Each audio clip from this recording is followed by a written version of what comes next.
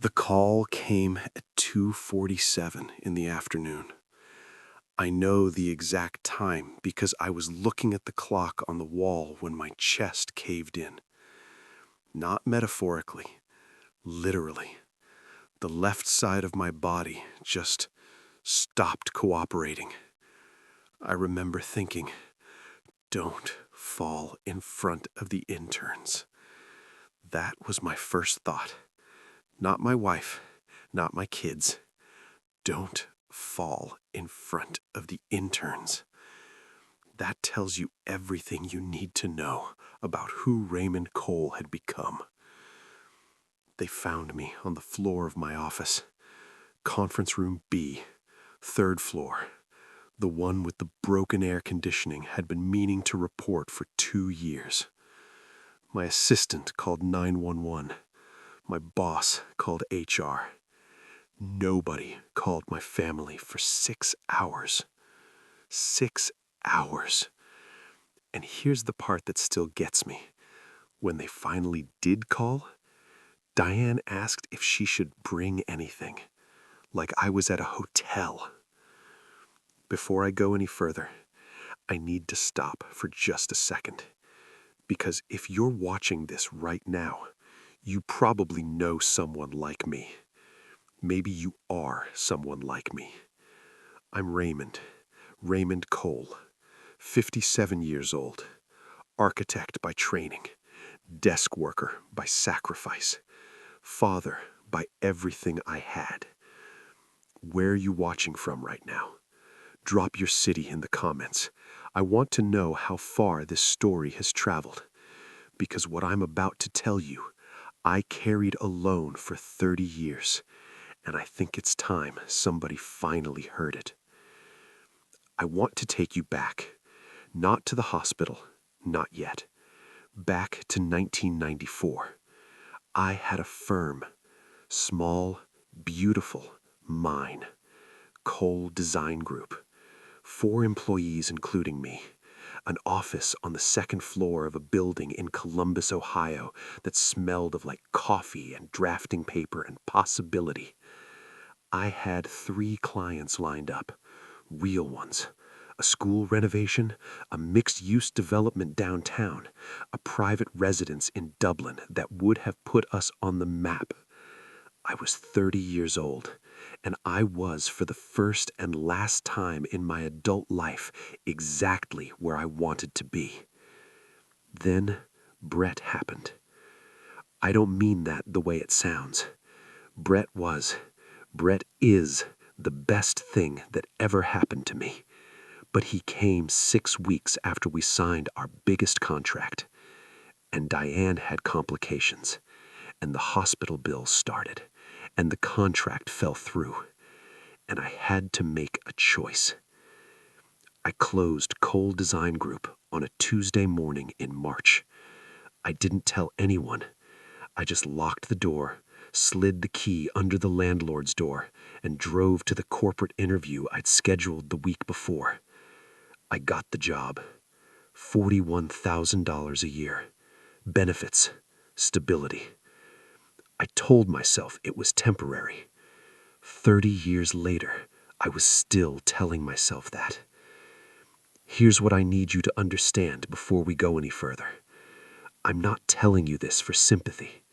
I'm telling you this because somewhere between that Tuesday morning in 1994 and the floor of Conference Room B, I disappeared. Not physically. I was there, every dinner, every game, every graduation. But nobody, and I mean nobody, ever once asked me what I gave up to be there. And that silence has a weight to it that I don't think words can touch. I woke up in the hospital at 9 p.m. The room was dim. The TV was on. And in my coat, the one Diane had brought from home, there was a letter. My coat pocket. An envelope I hadn't opened in 30 years. I don't know why she packed that coat, but when Brett found it, when he pulled it out and looked at me, everything that had been invisible for 3 decades was about to become impossible to ignore. They arrived at 9:43 p.m. I know because I watched the clock the entire time I was waiting. Old habit. Diane came in first. She was still in her book club cardigan, the blue one with the small buttons she got from Macy's 2 Christmases ago. I bought her that cardigan. She looked relieved when she saw me sitting up. Not emotional, relieved, like I was a package that had been delayed but finally arrived. "Ray," she squeezed my hand, "you scared us." I looked at her eyes. Dry. I told myself that didn't mean anything. Some people don't cry. That's okay. I told myself that for 30 years, too. Brett came in behind her. My son, 32 years old, Stanford MBA, works for a consulting firm in Chicago that I still don't fully understand. He looked inconvenienced. I saw it before he smoothed it over. Just a flash. The way his jaw tightened when he walked in and his eyes went to his phone one more time before he pocketed it. He was in the middle of something. I had interrupted it. "Dad?" He nodded. "How are you feeling?" "Like my chest tried to quit," I said. He didn't laugh. Diane said, "The doctor mentioned stress. Raymond, I've told you about the stress." And just like that, it was my fault. Ashley called from the doorway. She couldn't stay long. Marcus had the kids, and she had an early morning, and parking was impossible, and she'd been trying to find the right floor for 20 minutes. I just watched her talk. My daughter, 29 years old, the one I walked down the aisle, the one I danced with at her wedding, and then cried in the parking lot alone because I was so proud I didn't know what to do with it. She was here, technically. Her body was in the room, but she was already calculating when she could leave. I want to pause here for a second, because I know what some of you are thinking. They showed up, Raymond. They came. And you're right, they did come. But there's a difference between showing up and being present. And if you've ever been in that hospital bed, or if you've ever watched someone you love be in it, you know exactly what I mean. Drop a comment right now if you do, because I don't think enough people talk about this. The doctor came in around 10. Dr. Polson. Young. Calm. "Mr. Cole had a cardiac episode," he said. "Not a full heart attack, but a serious warning. His blood pressure has been critically elevated, likely for years." He looked at my family. "Were you aware of any symptoms?" Silence. Diane looked at Brett. Brett looked at Ashley. Ashley looked at the floor. The answer was no, they were not aware, because I had not told them, and they had not asked. Here is the thing about being the provider. The real thing that nobody says out loud. You stop being a person at some point. You become a function. The mortgage gets paid, that's Raymond. The tuition clears, that's Raymond. The electricity stays on, the car gets fixed, the fridge stays full. Raymond, Raymond, Raymond. But Raymond's chest? Raymond's sleep? Raymond's face at 6 a.m. when he sits in the driveway for 10 minutes before walking inside because he needs 10 seconds that belong only to him. Nobody sees that. Nobody thinks to look. Brett sat down in the chair beside my bed after the doctor left. He was quiet for a long moment. "Dad, why didn't you tell us it was this bad?" And I almost laughed. I almost said, "When, Brett? When was I supposed to tell you? At your graduation, when you were already planning your move to Chicago? At Christmas, when you stayed for 36 hours and spent 12 of them on your laptop?" I didn't say any of that.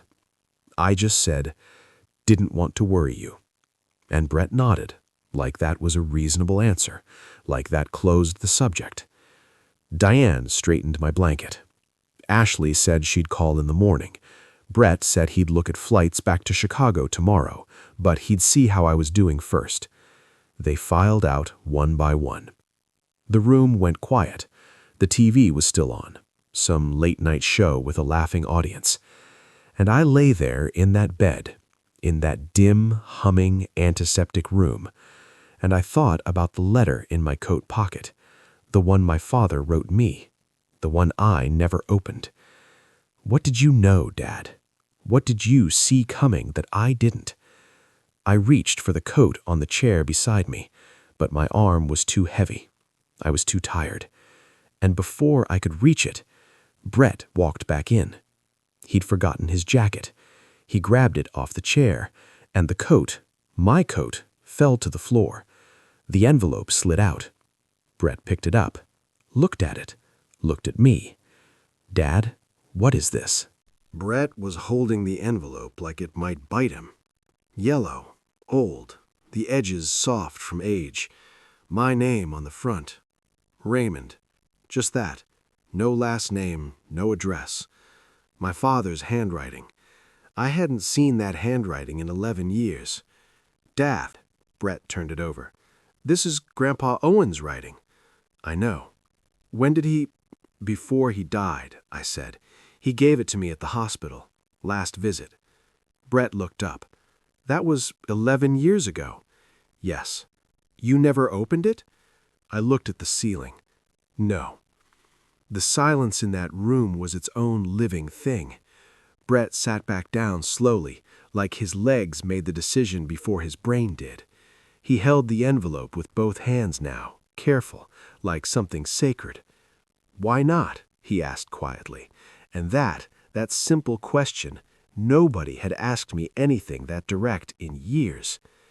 Because I knew what it would say, I finally told him. How could you know? Because I knew your grandfather. Brett waited. He saw things, I said, about people, about situations. He had this way of just seeing straight through everything, all the noise, all the surface, right to the center of a thing. I shifted in the bed. My chest still ached, low and constant. I wasn't ready to hear what he saw in me. Brett turned the envelope over again. Are you ready now? And there it was. The question I'd been avoiding 11 years, sitting in a hospital room at 10 p.m., asked by my 32-year-old son who smelled like airport and expensive cologne and a life I had funded and never once resented. Until maybe right now, just a little, just enough to feel human. Not tonight, I said. Brett nodded. He set the envelope on the table beside my bed, right next to the water pitcher and the TV remote and the blue plastic cup of medications. He stood up, buttoned his jacket. I'm not going back to Chicago tomorrow. I looked at him. I'll call the office in the morning. He said it like it was nothing, like it was obvious, like 32 years of me showing up for him had finally, quietly, reversed direction. I didn't say anything, because if I'd opened my mouth right then, I would have cried, and Raymond Cole didn't cry, not in front of people. That was another rule I'd written for myself so long ago I couldn't remember writing it. He left. The room went quiet again. I looked at the envelope. It looked back at me. I thought about my father, Owen Cole, retired electrician, church deacon, man of exactly 12 words when 8 would do. He built things with his hands his entire life. Houses, additions, the deck in our backyard that outlasted 2 families and 3 dogs.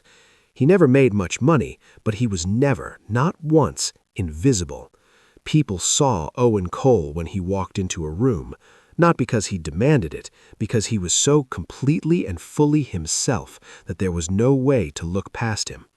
I used to wonder how he did that. I spent 30 years trying to figure it out, and failing. I picked up the envelope, just held it, didn't open it, just felt the weight of it in my hand. 11 years of weight. 30 years of weight, really. The weight of everything I swallowed so other people could breathe easy. My father used to say one thing to me, same thing, over and over since I was a boy. Raymond, are they seeing you, or are they just seeing what you do for them? I used to brush it off. Of course they see me, Dad. I'm right here. But lying in that hospital bed, with my coat on the floor and my family already halfway home, I wasn't so sure anymore. Let me tell you what 30 years looks like from the inside. Not the highlight reel, the actual footage. 1997. Brett is 3 years old. I get offered a position at a small architecture firm in Cincinnati. Real work, design work, the kind I went to school for. The salary is less than what I'm making at the corporate job, by $11,000. Diane is pregnant with Ashley. I turn it down. I don't tell Diane about the offer. I just turn it down. And I file that version of myself away somewhere, deep, where it won't cause problems. 2003. Ashley starts kindergarten. I have enough in savings to reopen Cole Design Group. Small, leaner than before, but possible. I actually write the business plan, 41 pages. I still have it somewhere. That month, our furnace dies in January, $4,000. The business plan goes in the bottom drawer. It's still there. 2008, the market collapses. Half my colleagues lose their jobs. I keep mine because I'm the one nobody notices enough to cut. There's a bitter irony in that I didn't appreciate until much later. Invisibility as job security. 2011, Brett gets into Stanford, full program, 4 years. Scholarship covers 60%, we cover the rest. I work 6 days a week for 3 years. I tell Brett it's fine. It is fine. I mean that. I want him there. I want it for him more than I ever wanted anything for myself. That's not martyrdom. That's just fatherhood. At least the kind I understood it to be. But here's what I need you to hear, because this is the part that matters. This is the part I've never said out loud. In all of those years, through the furnace and the business plan and the 6-day weeks and the Stanford tuition, nobody ever said, "Raymond, are you okay?" Not once. Not Diane, not Brett, not Ashley, not my colleagues, not my boss. Not a single person in my orbit looked at me and asked that question. And I never asked it of myself either. That's the part I own. 2015, Ashley's wedding. The venue cost $42,000. I paid for most of it. Diane and I danced. Ashley and I danced. I gave a toast that made 3 tables cry. I meant every word. After dinner, I stepped outside for air. The parking lot was quiet. I stood next to my car, the 2009 Honda I'd been driving for 6 years because I kept finding better uses for the car payment money. And I just stood there, in the dark, in my rented tuxedo. And I thought, this is a good life. This is a good life, and you should be grateful. So I swallowed whatever was sitting in my chest, went back inside, and danced with my daughter one more time. That's what 30 years looks like. Not dramatic, not loud, just a series of quiet surrenders that each made perfect sense in the moment. And none of them, not a single one, made me a victim. I made choices, every single time. But a choice made in silence for people who never knew the cost is a kind of loneliness that doesn't have a name. The morning after the hospital, Brett was still there. He was asleep in the chair when I woke up, jacket still on, phone face down on his knee. And I looked at my son, this man I had built my life around, and I felt something shift. Not anger, not resentment, something quieter than both of those things. Something that felt almost like grief. She knocked at 7:15 in the morning, before the breakfast tray, before the doctor rounds. Nurse Carol Jennings, 50-something, reading glasses on a beaded chain, the kind of woman who has seen enough hospital rooms to stop performing cheerfulness and just be real instead. "Good morning, Mr. Cole." She checked my chart. "How'd you sleep?" "I like a man who had a cardiac episode," I said. She laughed. Actual laugh, not the polite kind. I hadn't made anyone genuinely laugh in so long I almost didn't recognize the sound. She took my blood pressure, made a note, adjusted something on the monitor. Then she paused, looked at me directly, not at the chart, not at the equipment, at me. "You have family here?" she asked. Son slept in the chair. She glanced over. Brett was still out, mouth slightly open, the expensive jacket wrinkled beyond repair. "Good," she said simply. She started to leave, then stopped, turned back. "Mr. Cole, can I ask you something personal?" I said, "Sure." "When's the last time someone asked how you were doing? Not your health, not the job, just you."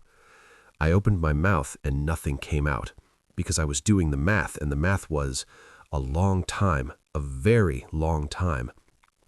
Carol nodded, like my silence was the answer she expected. Not with pity, with recognition. "I see a lot of men like you in here," she said quietly. "Good men, providers, the kind who hold everything up and never say a word about the weight." She looked at me steady. "The body keeps score, Mr. Cole, even when the mind doesn't." I looked at the window. Gray morning light coming through the blinds.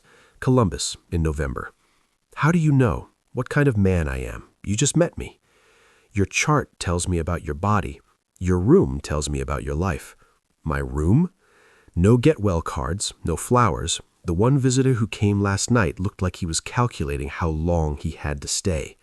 She paused. "And you've been awake since before 5 a.m., lying there, not watching TV, not on your phone, just thinking." She tilted her head. "Men who are seen don't lie awake like that." Something moved in my chest, not the cardiac kind, the other kind. The kind that lives behind the sternum and only activates when someone accidentally tells you the truth. Brett stirred in the chair, blinked, saw Carol, straightened up immediately. "Morning," he said, voice rough with sleep. "Morning, honey." Carol smiled at him. "Your dad had a good night."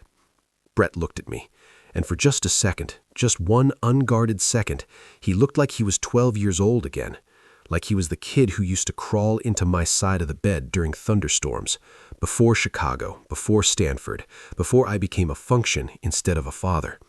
"Hey, Dad," he said quietly. "Hey, you eat yet?" "Not yet." "I'll go find the cafeteria."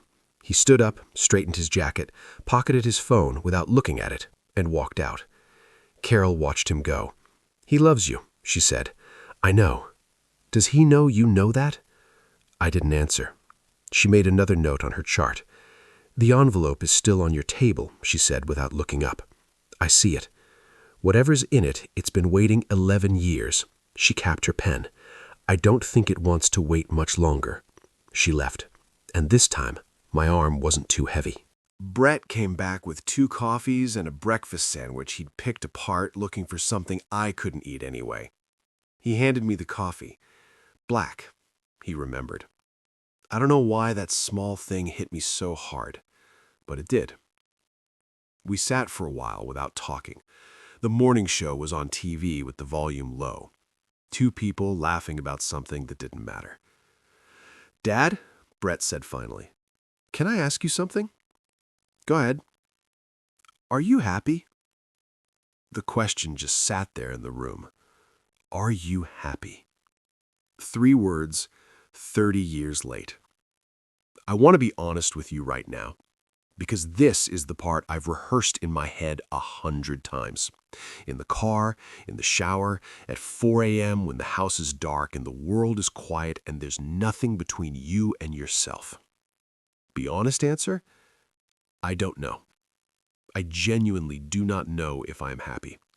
And that, the not knowing, that might be the saddest thing I've ever admitted. Here is what I do know. Here is what 30 years of invisible sacrifice actually costs. Not in dollars, in the other currency, the one nobody talks about. It costs you your language. You stop knowing how to talk about yourself, what you want, what you feel, what hurts. You've spent so long translating your needs into other people's solutions that you forget the original words. It costs you your body, not all at once, in installments. The bad shoulder you never got looked at because the copay felt selfish.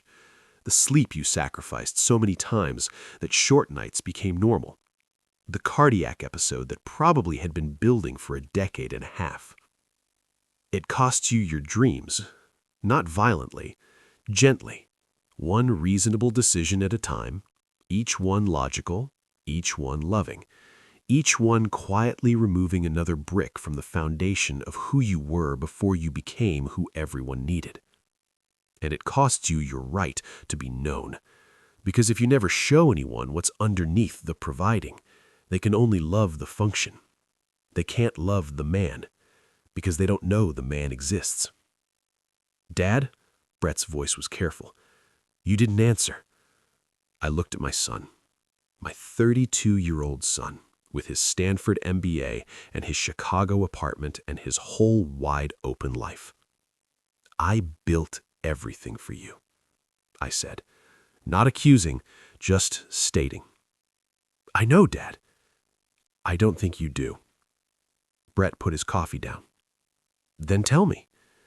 And something in his voice, the steadiness of it, the willingness, the way he sat forward like he was ready to carry something, made me think that maybe it wasn't too late. I picked up the envelope. Brett watched. I turned it over, my father's handwriting on the back flap. One line. "Open when you've forgotten who you are." I had forgotten, a long time ago.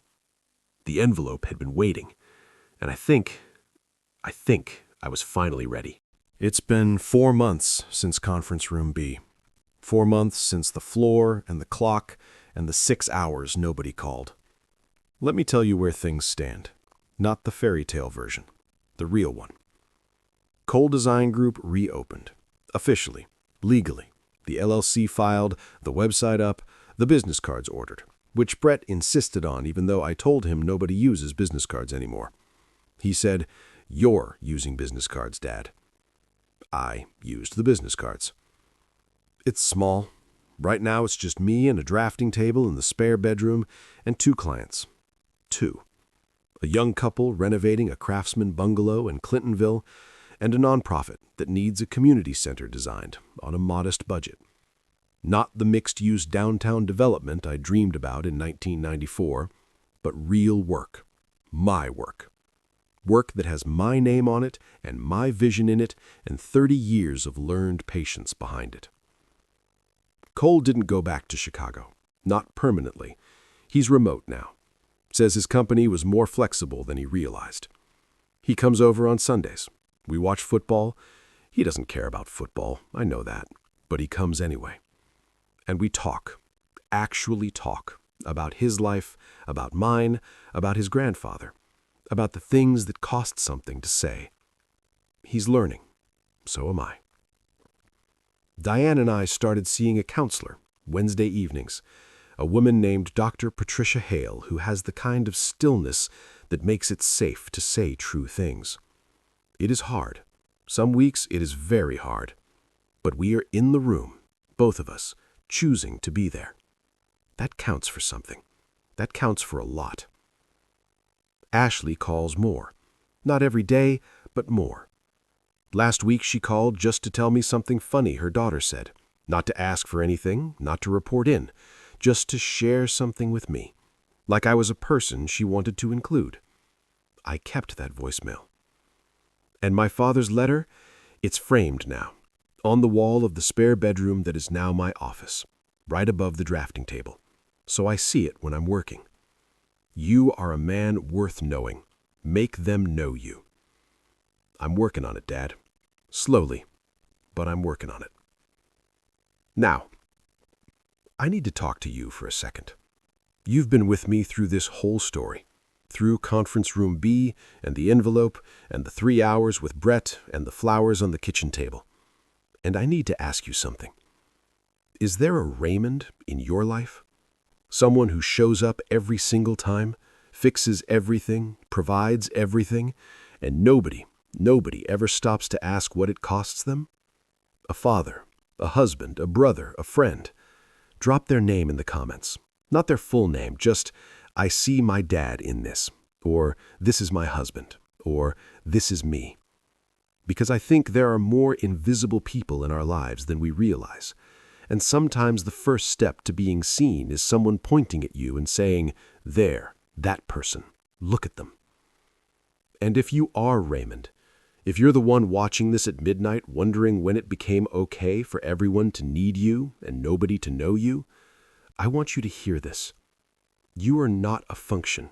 You are not a service. You are a person with a history and a dream and a chest that keeps score even when your mouth stays quiet. You are allowed to be known. You are allowed to take up space.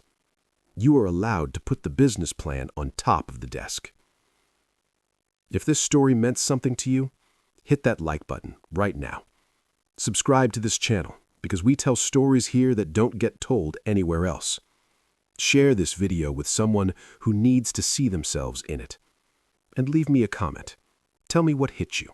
Tell me what you're carrying. Tell me your city. I want to know how far Raymond's story traveled. Thank you, and God bless you all. Diane came back the next morning, earlier than I expected.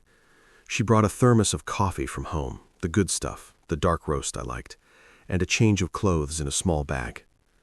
She set everything down, fussed with the blinds, straightened things that didn't need straightening. That's Diane's language. Action instead of words, service instead of conversation. We had that in common. Maybe that was always the problem. "Brett called me last night," she said without turning around. "What did he say?" "That you read the letter." She paused at the window. "That you talked for 3 hours." "We did." She turned around. Her eyes were different. Not dry this time, something open in them, something that looked like fear. "Ray," she sat in the chair Brett had vacated, "why didn't you ever tell me?" And I had to think very carefully about how to answer that. Because the easy answer was, you never asked. But that answer, while true, wasn't fair. And I was done with easy. "Because I didn't know how," I said, "and because I didn't think it was allowed." "Allowed?" "We had a structure, Diane. You know we did. I earned, you managed, I showed up, you held the house together. It worked." "It worked," she repeated quietly. "For the life we were running." I looked at her, but not for the people running it. Here is what I want to say about my wife, and I want to say it right because she deserves that. Diane Cole is not a villain. She is not a selfish woman.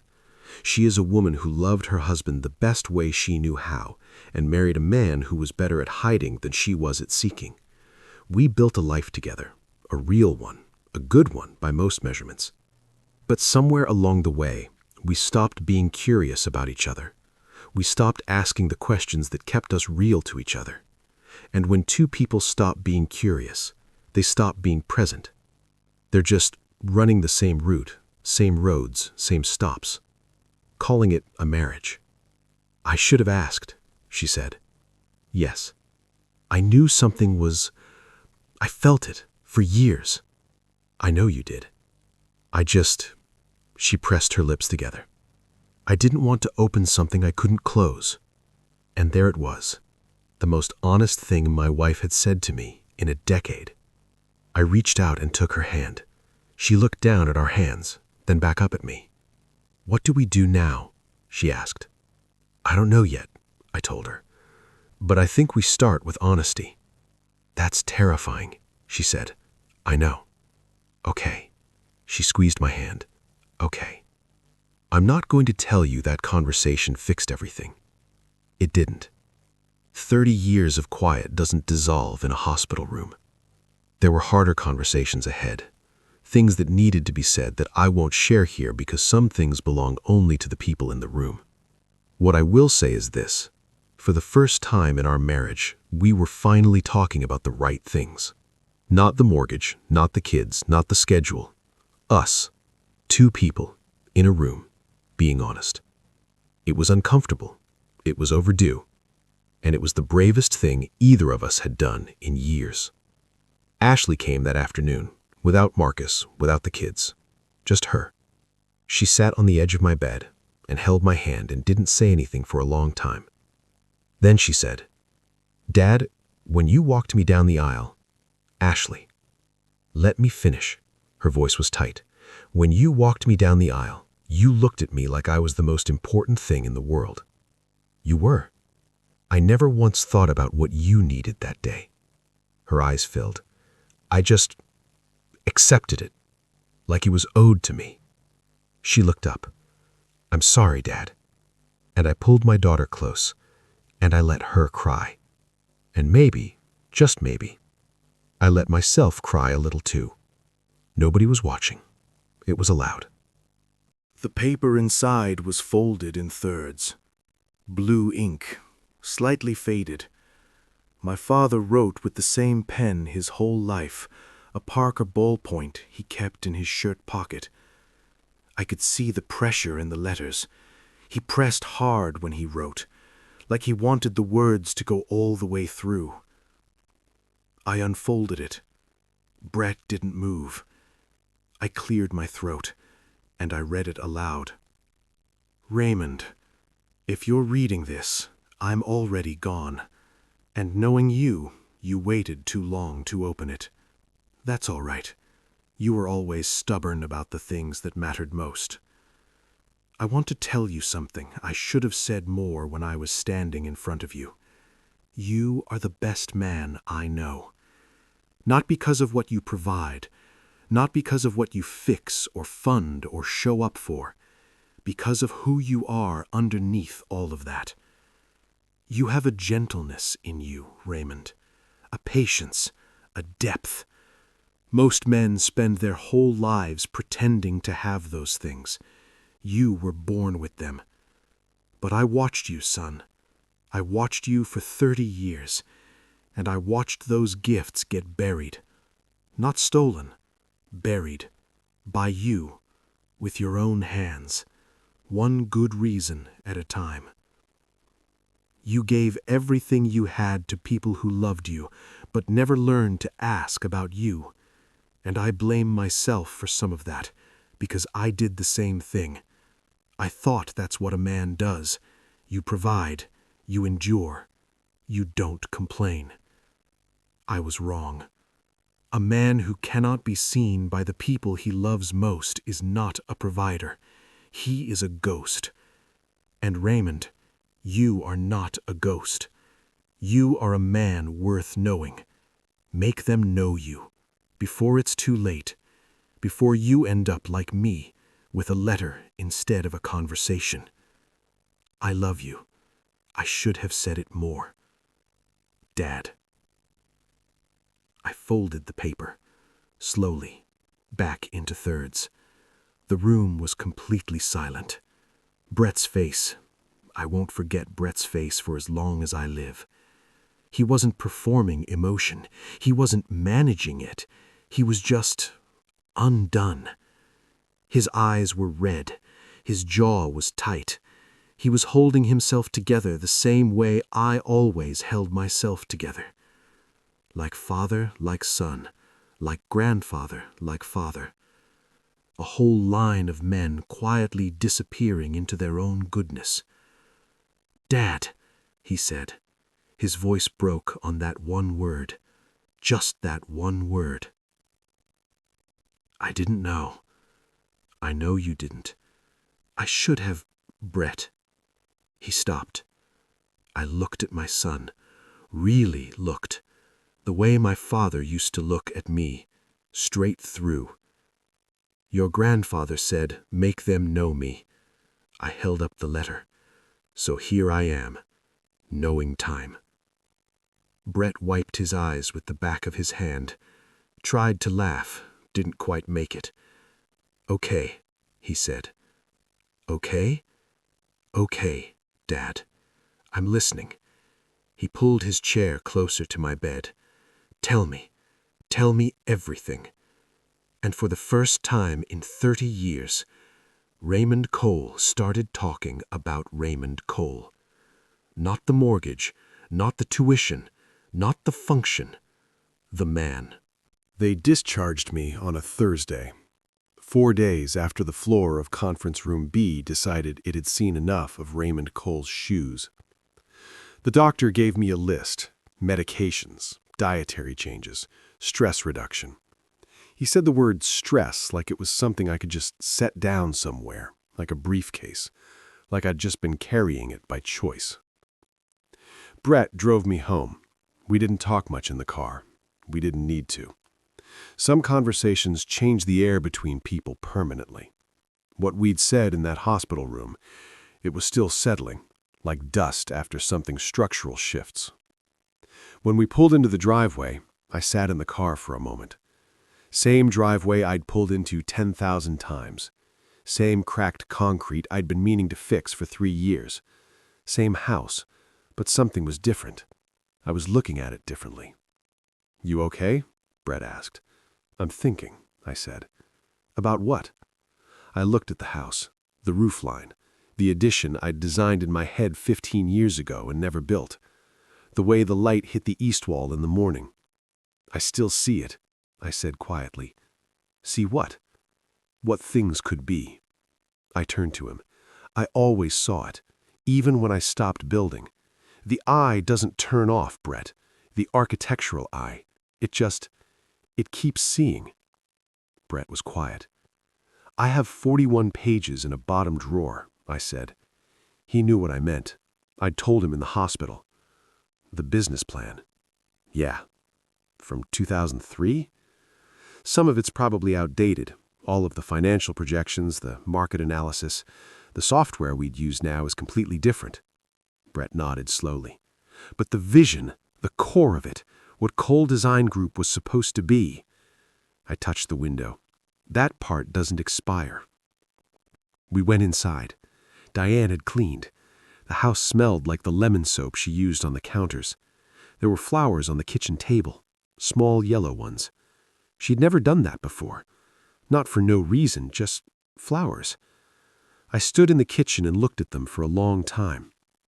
That night I went to my home office, the room everyone called my office but nobody ever came into. My room, my quiet, my 10 minutes that belonged to no one else. I opened the bottom drawer of my desk. The business plan was exactly where I left it, a little yellow at the edges. My handwriting on the cover page. Cole Design Group, Vision and Structure, March 2003. I sat down, opened it, started reading. 32-year-old Raymond stared back at me from those pages, hungry, certain, undefeated. He had ideas.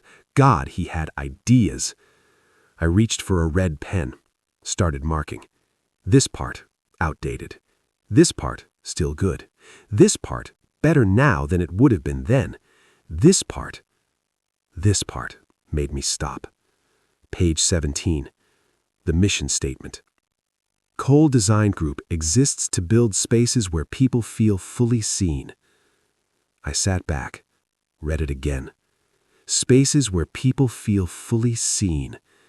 32-year-old Raymond wrote that, without knowing, without having any idea that 21 years later he would lie in a hospital bed and realize he had spent his whole life building invisible structures for a man nobody could see.